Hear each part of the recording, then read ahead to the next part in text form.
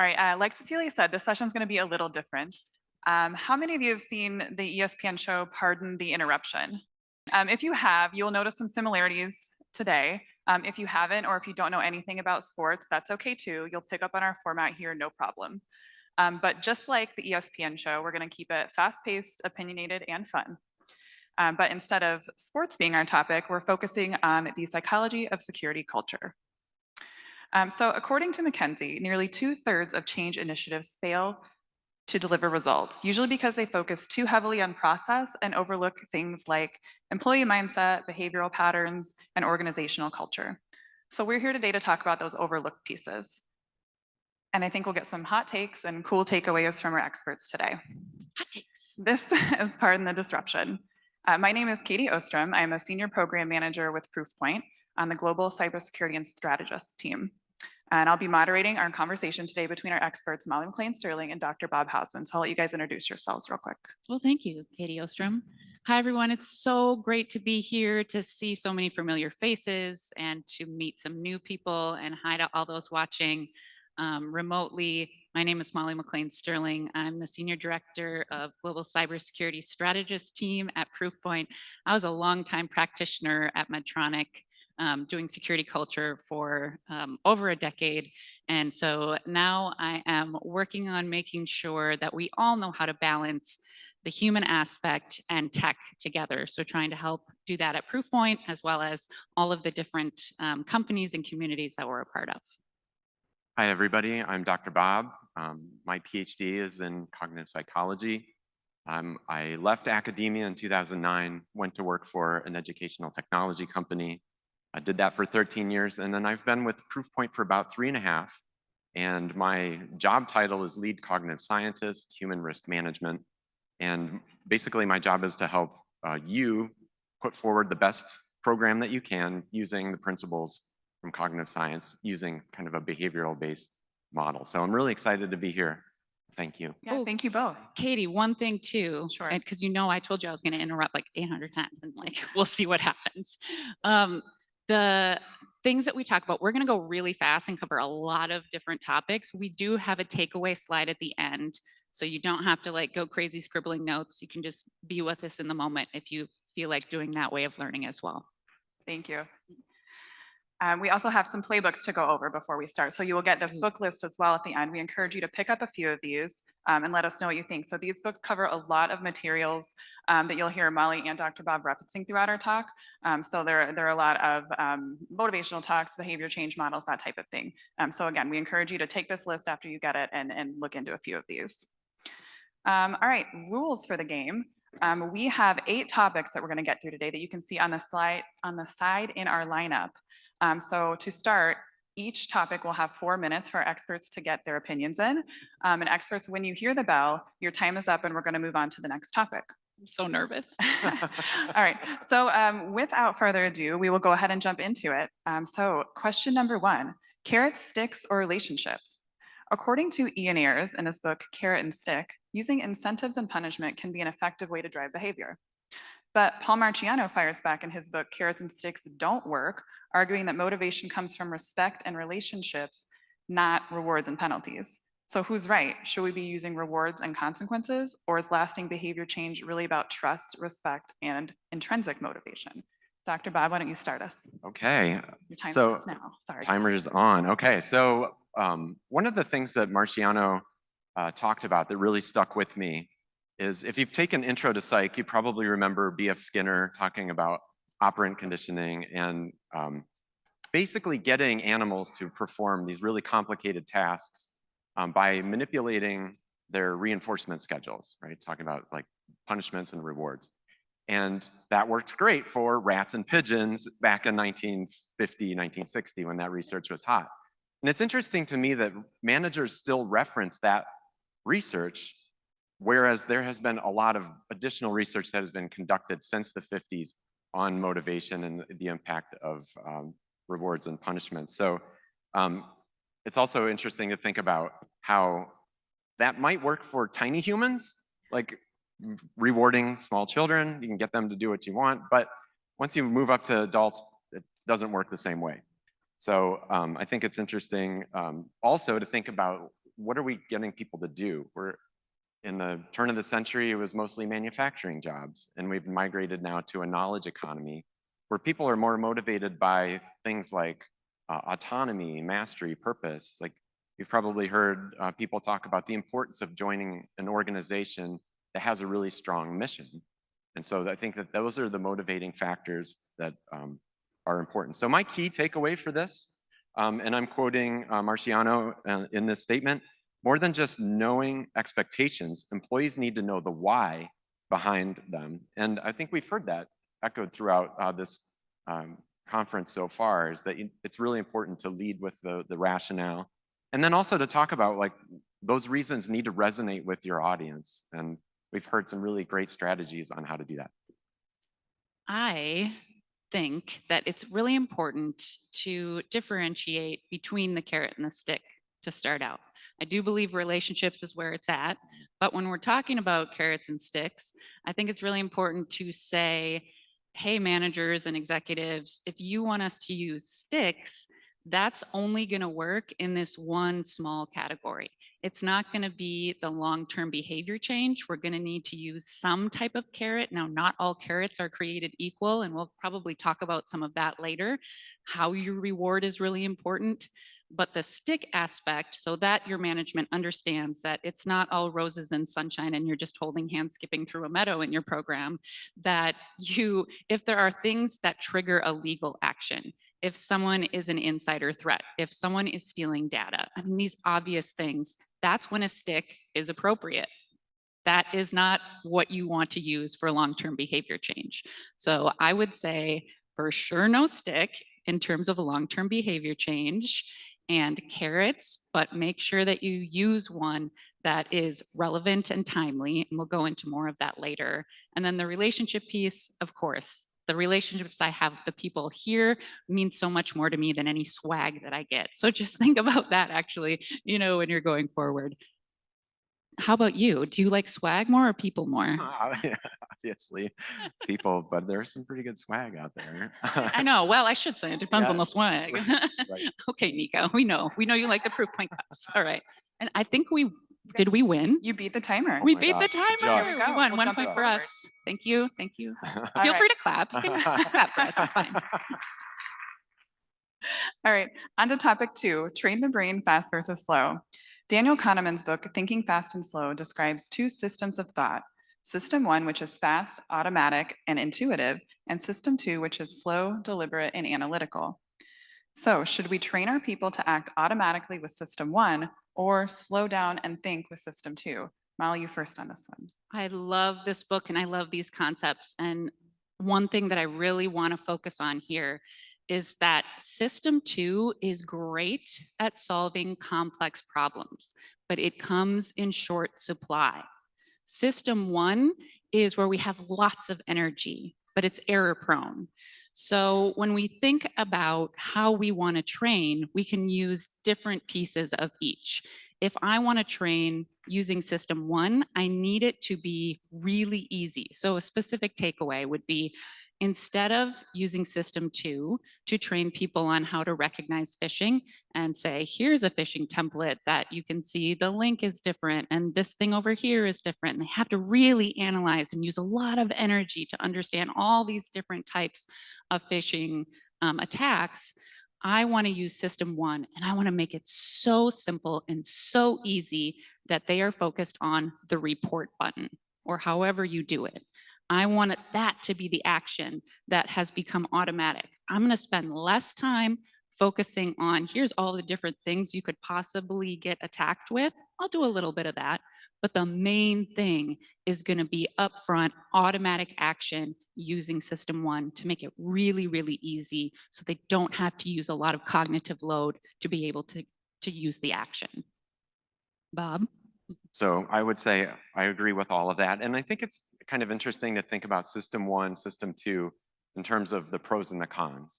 So for System 1, the pro, obviously you talked about that it's very fast. Like, that's great. And I think the con, the flip side of that is that it would require a really high amount of training costs to get people up to automaticity in being able to use this for all of the tasks. So think it's important to recognize that. And also the second cost is that we talked about that there are some biases that are used when you're thinking heuristically. So a good example of a bias is the normalcy bias, which says that people underestimate the likelihood that they will fall for a scam.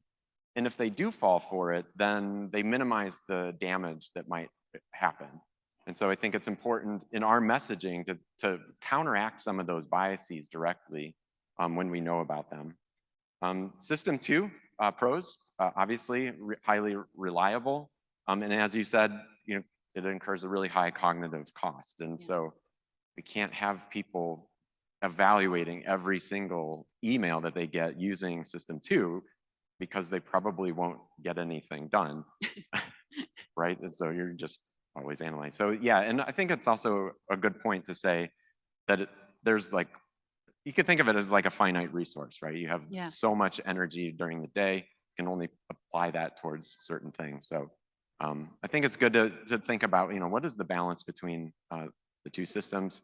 How can we address and craft our messaging to maybe talk about like slowing down, thinking, when it's necessary. Right. When we're talking about telling people to slow down, I think we do have to be careful about that because it's a nice thought, but we have a finite amount of resources in System 2, and people are likely to use that brain power on their own problems, on their own challenges in their day jobs, because remember, their job isn't security. So just thinking about that, they might not have anything left in the tank. Or if you think about, do any of you get stressed or tired or multitask? You're living in System 1, nah, this guy's like, nah, I'm good. I'm living my best life. That's great. Good for you, man. You're System 2 all the way. Everybody else, we're living in System 1 quite a bit. Quite a bit. Oh, did we? Oh, there it is. Almost. Okay, almost. Oh, that timer. All right, topic 3, nudge it or train it. A nudge, according to Richard Thaler in his book, aptly titled Nudge, is a subtle cue or design that guides behavior without force or formal instruction. So show of hands here in the room, who's already using nudges as part of their training and awareness programs today? Okay, a few hands, all right. So Dr. Bob, we're gonna start with you. When it comes to security behavior, what should we nudge and what needs formal training? Where's the line between a gentle push and a full-blown lesson? So glad Dr. Bob is answering this question. So I think that it's important to recognize that nudges are important as an aspect of your informational environment, right? So we need to be able to adapt our tools that make the desired behavior as easy as possible. And a good example of that, I have a couple of them actually. One is, where do you put the report fish button? So Molly, do you know what the opposite of a nudge is? No. It's sludge. So Okay. my apologies to anybody in here if you are from Microsoft, but they buried their report fish button under 3 levels of menus. And so to ask people to report a fish, it's not going to happen, right? Because if you can't find that button, then you're kind of in a bad situation. Another good example of a nudges is using defaults. So in their book, they talk about 6 different principles that you can use. One of them is defaults. They say that's the most impactful because most people go along with the default. If you say, we should roll out MFA, you should make that your default, and then have people come to you if there needs to be an exception. And if you go by the strict definition from their book, people are allowed to opt out of a nudge, right? That's one of the important criteria. So I think for me, I think the key takeaway is to set your defaults according to your policies. And therefore you should get a higher adoption rate if as the choice architect, you're deciding, okay, this is what I want to see. So defaults are the way to go. And then applying controls based on your behavior. So if you're detecting that somebody may be going to a malicious web page or a risky page, maybe a gambling site, go ahead and throw them into web isolation. Now they can browse however they want. And I see that I'm taking up more of my time. This is why you need to do this. No, you should. I also think that the nudge is important to be actionable and positive. So if you, rather than, it's not a block, it's not saying like, you can't do this, have a nice day, you should do it securely. It's got to be actionable, or it's got to be specific. It's got to actually nudge them in the right direction, point them in the right direction, give them the guidance to make them be able to do the right thing versus you can't do that. We don't use USBs here. You're done, kind of thing. That's not a nudge, that's a block. Yeah, and I think that's kind of a subtlety that maybe gets lost in translation, is that if you're blocking something, that's not a nudge, right? That's a policy enforcement. And so nudges are supposed to be like, as the word implies, like moving you in the right direction in a subtle way. I think, is this the one where you were talking about one time from training to nudge? You need the math example, I think. Oh yeah, so this is, that clicked it for me when you said that. yeah, so one of my colleagues said, you can't teach multi-column addition just through nudging. And I was like, you know what, you're right, that's impossible. But, so what you do need is sort of that formal classroom instruction where you go through the procedure and you learn the concepts. But what the nudge is good for, though, is to remind somebody, don't forget to carry the one. And so I think that's a good kind of way to kind of visualize the use of a nudge, is to say, hey, I see that this situation is happening. Just going to remind you of what the safe option is. And it's really simple. It's not the whole, like, here's how you do math part. Right. It's just the Yeah, carry that's the way one. too much information to carry. And usually those things are in like a little fly. Oh, yeah. Ah, little dang file. it. Good job, guys. Good job. All right. Topic number 4, change is what? The book Switch by Chip and Dan Heath highlights that successful change starts with addressing people's emotional resistance. So finish the sentence for us here. Change fails when it feels blank. What is the real emotional barrier we need to fix first, and how do we fix it? Molly? I'm chomping at the bit for this one. Change fails when it feels fake, when there's not an emotional connection. So this book that's referenced, a lot of people have probably read it in this community. It has the elephant and the rider. The elephant is the emotional piece. See Nandy nodding. The rider is the logic piece. So there's a specific example when we talked about this beforehand that popped into my head, and the people at Medtronic are going to laugh. Bench desk seating. We went through this whole process years ago of bench desk seating. We all had our nice cubes, and then they said, in order to have better collaboration, we're going to move you to bench desk seating. I'm glad you're laughing, because we all went, okay, it's not about collaboration. It's that you're trying to save money. You're trying to squish more of us into one space. So don't be fake, be transparent, because then I was having, and everybody else was having, the emotional disconnect of saying, I don't own that change. They're not being truthful about it. And then the logic piece is saying that message is not being grounded in fact, because this doesn't make sense. I can't even hear myself think when 17 people around me are talking. So this doesn't make sense. So if they would have just come and said, hey, we're doing this because it's this or layoffs, it's budget cut time, that's a brutal truth. Okay, we're bought in at that point. We want to make this work. And then they could say, here's how we're going to help you through it. Okay, now I'm invested. Now I feel like we can work on this change together. So, so many people too mentioned various things in the last 2 days. Ishmael talked to us in the hallway, and he was talking about the emotional connection to a change, making sure that it resonates with people, and whatever you're training on is really applicable to that person. So I think that is really helpful. And then Allison talked about being an advocate for the end user, being an advocate for your employees. So as much as we try to influence employees, we need to go back into the security office and have them make sure that they are being transparent, help them understand the benefits to be communicating in a certain way or interacting in a certain way. So I think for me, change fails when it feels fake. I was trying to think of how am I going to complete the sentence. And I think from a cognitive point of view, change fails when it's crammed. And so I think I'm really grateful that we got to go today, because yesterday you all heard Leandro talk about the importance of spacing. So he talked about space practice. And I know you've all experienced this, where you have a final exam coming up, stay up all night studying, cramming for that, memorizing your notes. And you go in, you take the test, you do great. 2 weeks later, Nothing. can't remember like the stuff that you studied, right? Because that forgetting curve, it's a, you know, it's a power law. So it's a really rapid forgetting. So I think that there are no magic bullets when it comes to learning. There's a pretty famous paper that talks about how the estimate is somewhere between 4 and 40 repetitions before you can then have mastered a skill. And so I think that we need to acknowledge that and give our learners the opportunity to practice their skills.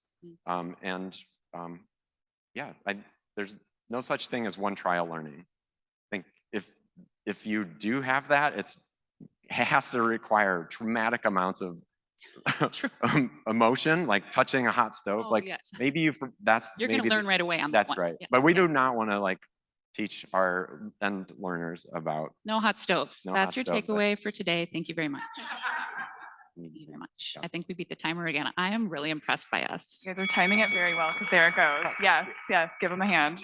Thank you. Gosh. All right, and that brings us up to our 2-minute warning. So for the next 3 topics, our experts only have 2 minutes to get their thoughts in. So let's go right into it here. It's a toss-up. What's harder in a work setting? Starting change or sustaining it? And we'll have the audience weigh in here first, actually. Can you guys raise your hand if you think that starting a change is more challenging? A few hands, a few hands. Okay, and how about sustaining that change? Okay, there's all the Hey, hands. y'all. All right. But did any of you want to raise your hand for both? Because just change is hard. Yeah, okay. So up to you guys. I think Dr. Bob, we're starting with you here. What is your vote? My vote is that it's hard to sustain a behavioral change. And the reason why I think that is if you look at gym participation in January, and then you look again in February, March, True, right? very few people are still left over, right? So I think that that's probably true in this domain as well. So the solution, I think, that we heard yesterday was BJ Fogg has a really great behavioral change model that he describes in this really simple equation: behavior equals motivation plus ability plus prompts in the environment. And so I think the way that we sustain change is to make it easy. So get out as far on the ability and make it as simple as possible. That means you don't need that much motivation. And prompting in the environment, we heard people talk about the use of stickers on computers to remind them, oh yeah, lock your computer before you go. So that's my answer for that. How about you? On the spot question for you. Apologies, but you know Mhm. that's how I roll. Is nudge and prompt the same thing? I would say it probably is. I Okay. think they're very related. Yeah, I would say because nudges are crafting the environment. Yeah. And so I think that that would be part of it. Yeah. So a sticker can be a nudge. Yeah, I think so. Okay, great. I would say I definitely would be raising my hand for both, but sustaining change, and I think about it with my little kids of like, we're gonna go to bed early, it's gonna be a thing. Thank you, you're laughing, you understand. And then like an hour later, they're still watching Bluey and I'm feeling bad about my parenting. And so I definitely think that sustaining change is harder, whether it's in our family life or at the gym or at work, because kind of that motivational piece, just you get tired. You can't, it's hard to sustain motivation. Yeah. Gosh, we are doing so good with this timer. You guys are killing it. Man. All right, next topic. Are rewards a motivation killer? So we already talked a little bit about rewards and consequences, but let's dive a little deeper. So back to carrots and sticks don't work by Marciano. He says rewards backfire because they focus on short-term compliance, not long-term commitment, which can undermine intrinsic motivation and make people work for the prize, not the purpose. So again, looking at you guys in the audience, how many of you here use rewards in your training and awareness programs? And that's not a bad thing. It's by not the a way. bad We're not like thing, shaming no. anybody. Most people, okay, Yeah. yes. Yeah. So Molly, this one's to you first. So if Marciano's right and incentives backfire, should we just give up? Should leaders give up on using them altogether, or is there something else that we should consider with them? Use a hot stove. No, just kidding. Sorry. No hot stoves. Tie back. No, okay. And I know this probably might ruffle some feathers because I think when I would have been in my journey in security awareness thinking like, oh, come on, like we're just trying to give some gifts out and like stop overthinking it. But if you haven't read this book, I would really read it or at least get some cliff notes or something, because some of his points are really compelling and it is driving that intrinsic motivation. So when I talked about in the very beginning about carrots, there's a different kind of carrot. So the reward really has to be something thoughtful and something meaningful in the right time. And if it becomes this transactional thing, then it loses its meaning, it loses its motivation. So he talks about having things be unexpected, an unexpected reward. And rewards can range. It doesn't have to be swag. It can be it doesn't have to be a gift card. I remember for our ambassador program back at Medtronic, we lost, funding for a little while. We couldn't give gift cards out. So we ended up doing a virtual coffee with the CISO. The person was just as excited legitimately to have that virtual coffee with the CISO because he was the ambassador of the year. So things like that, I think you can see that this works too with those of you that have successful ambassador programs. That's because they have that intrinsic motivation. They found that purpose. They found that connection, that emotional piece. I'm getting fired up about it. And so I'm gonna let Bob finish talking. Yeah, I think it's important to recognize the cost of punishment. So I know that some people may have negative consequences for failing a phishing simulation, for example. So think about like what that means. It means that you're basically saying that there's a possibility of a loss of trust between you and the person, because failing a phishing simulation is not. Finish your thought. Finish your thought. Finish your thought. Yeah, and just that. Sorry, totally derailed me. That it's a lost learning opportunity. If you fail at phishing, you should have that ability to then follow up with them. Yeah, you don't want to be scared. You want to learn. It's hard to learn when you're scared. All right, best behavior model. So from fast thinking to fearless cultures, nudges to motivation, there are a lot of behavior change models out there. Which one actually works in the real world, and how have you seen it in action? Dr. Bob, who you got? So I'm a big fan of the YouTube show Hot Ones, and Sean Evans. Sometimes he'll ask his guest, who do you have for the Mount Rushmore of like musicians or actors? And so I'm gonna go with the Mount Rushmore of change. I'm gonna start with BJ Fogg. He's gonna get us off the ground. To keep things going, I'm gonna look to Marciano for help. And he talks about a distinction between motivation and engagement. I don't have time to go into that, but it's super important. Cialdini, I'm going to look to him for help with my messaging, because he talks a lot about the social psychology behind how you influence people using things like consistency, authority, reciprocity. And so that's helpful for me in order to kind of understand the rhetorical impact that my message might have. And then finally, I'm going to follow it up with the Heath brothers. You were talking about the rider, the path, and the elephant. Because I'm in cognitive psychology, I sometimes forget about the emotional side. I'm always thinking about the cognitive side. So it's really important to think about when we're crafting a message, how does it land? And we've heard some really great advice on that. So my key takeaway for this, I think holistically about behavioral change, and that all of the different frameworks that we've talked about come into play in different ways. Well, I'm mad because Bob cheated. She asked for one and he gave all of them. So cheater. I am going to answer correctly. And just kidding.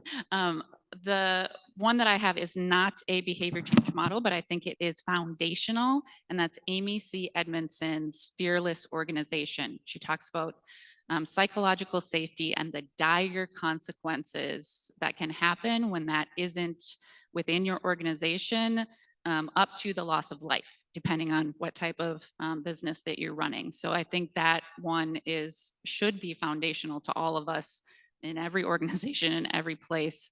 Amy C. Edmondson. And I will go over time for Amy C. Edmondson. Good answers, good answers. All right, you guys, we're at our last segment, which is called the 60-second soapbox. So this is where we're giving each of our speakers 1 minute to tell us what is on their mind and why it should be on ours too. So Molly, we're going to start with you. Please get up onto your soapbox and tell us what your thoughts are. Okay, I'm going to stand for this. Okay, and we'll see how this goes. Now, I know that this might be controversial. Kind of apologize. Vigilance is not a strategy. I am fearful that we are leaning too heavily into using this vigilance as sort of a coping mechanism of not having a better answer to help people. So when we say be vigilant, we're saying slow down, we're saying pay attention. And that is the system 2 thinking. And again, that system 2 thinking is finite. So relying on a majority of your strategy for your employees, your stakeholders, your customers, that they are going to be able to slow down and be vigilant on a regular basis is a nice thought, but it's not realistic. So we need to have layers of defense. For human resilience, we need defense layers, just like defense in depth. So you need your nudging, you need your training. I'm going over for this. You need your nudging, you need your training. You need your empathy, you need your trust, you need your ambassador programs. You need all of those layers to wrap around us for human resilience. Wow, very good. Thank you. Yes, thank you, Molly. So I think it's clear that there is more to say on that. So if you want to continue that thread, please talk to Molly after this, connect with her on LinkedIn, keep that conversation going. Okay, Dr. Bob, please get up onto your own soapbox and tell us what's on your mind. So I would say nudging alone will not save us. And the reason why I think that is we can make a distinction between 2 different types of nudges. The first is the environmental nudge that we talked about, the little pop-ups and then there's also the informational. So this is like just-in-time instruction. So I think that there's a lot of buzz around nudging right now, so it's kind of a fad to think about, talk about. But I think the just-in-time instruction needs to refer back to that foundational knowledge. And so that's where it's kind of a callback to the annual training. And I don't think that you can have one without the other. I also think that you need both in order to have a really strong strategy. Yeah. Did it. You did it. I did like Good 10 for seconds you. left. Excellent. Oh, you did it. All right, guys, that's the game, folks. So thank you for covering so much content with us today. Here is that key takeaway slide we promised you. So I know we covered a lot here today. Here is kind of our summary of what we think the biggest impacts are when talking about the psychology of security culture and influencing behavior change. So these are all topics of conversation we have at Proofpoint when we're building our products and things we consider when going through that process. Yeah. So we didn't want to push any of that on you today, but if you want to talk to us about how it goes into our products and services, or anything that we covered in our lineup today, please come talk to us after. Please connect with us on LinkedIn. And that's it. Thank you guys so much for your time today and enjoy the rest of the summit. Yeah. Thank you.